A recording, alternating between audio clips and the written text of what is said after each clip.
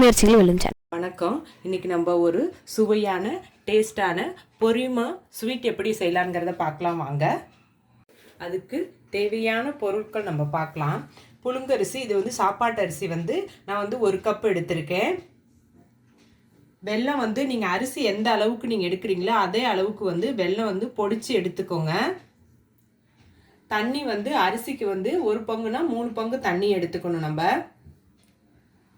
இது வந்து 1 பிஞ்சு உப்பு எடுத்துக்கோங்க. அரை மூடி தேங்காய் துருவல் வந்து எடுத்துக்கோங்க. நெய் வந்து 2 ஸ்பூன் எடுத்துக்கோங்க. இப்போ வந்து பொரிமா வந்து எப்படி செய்யலாங்கிறத பார்க்கலாம் வாங்க.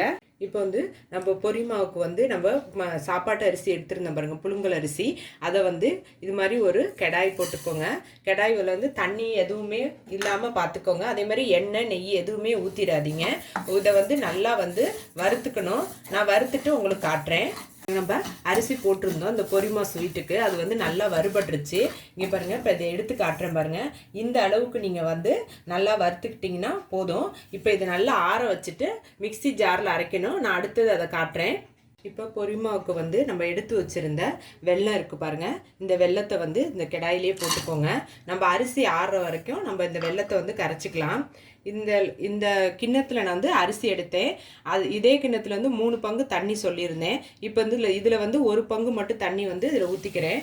ஊற்றிட்டு நல்லா வந்து இது கரைஞ்சதுக்கப்புறம் வடிகட்டிட்டு உங்களுக்கு காட்டுறேன் பாருங்க. நம்ம வெல்லத்தை வந்து நல்லா கரைச்சி நான் வடிகட்டி எடுத்துக்கிட்டேன். இங்கே பாருங்கள், இதில் வந்து பார்த்திங்கன்னா இவ்வளோ மண் இருக்குது.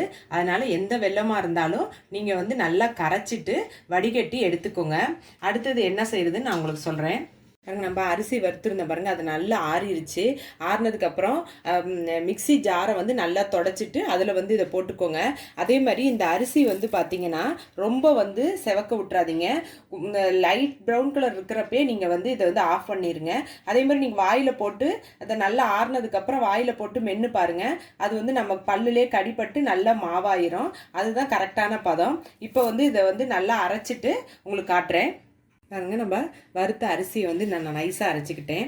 பாருங்க, இந்த அளவுக்கு நீங்கள் வந்து அரைச்சிக்கோங்க. அதே மாதிரி இது வந்து சின்ன ரவை பதம் இருக்குது, ரவைலாம் இருக்குது பாருங்கள், அந்த பதத்துக்கு நீங்கள் வந்து இதை அரைச்சிக்கோங்க. இப்போ அடுத்தது வந்து பொரிமா எப்படி செய்யலாங்கிறத பார்க்கலாம். இப்போ வந்து பொரிமாவுக்கு வந்து அடுப்பை பற்ற வச்சுட்டு அதே கடாயை போட்டுக்கோங்க. நம்ம வறுத்தோம்ல, அரிசி வறுத்தோம்ல, அந்த கடாயை போட்டுக்கோங்க.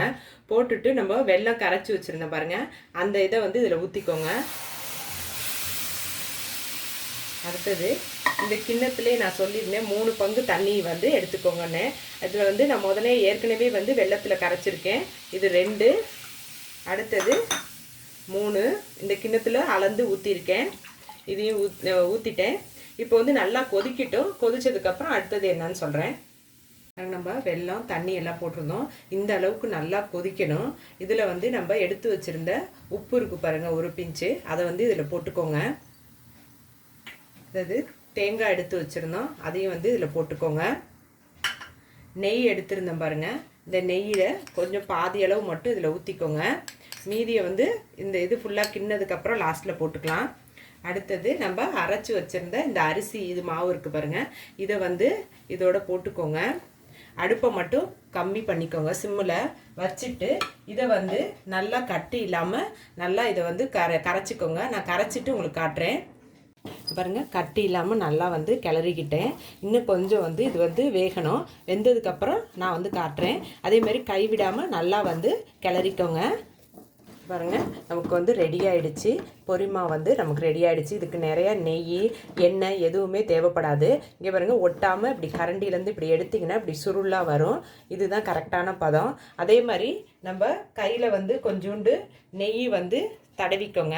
தடவிட்டு இதை வந்து இப்படி தொட்டு பார்த்திங்கன்னா இங்கே பாருங்கள், இப்படி நம்ம கையில் வந்து ஒட்டாமல் வரும். இதுதான் கரெக்டான பதம். அதே மாதிரி நம்ம எடுத்து வச்சுருந்த மீதி நெய் இருக்குது பாருங்கள், இந்த நெய்யையும் நல்லா வந்து வலித்து ஊற்றிக்கோங்க.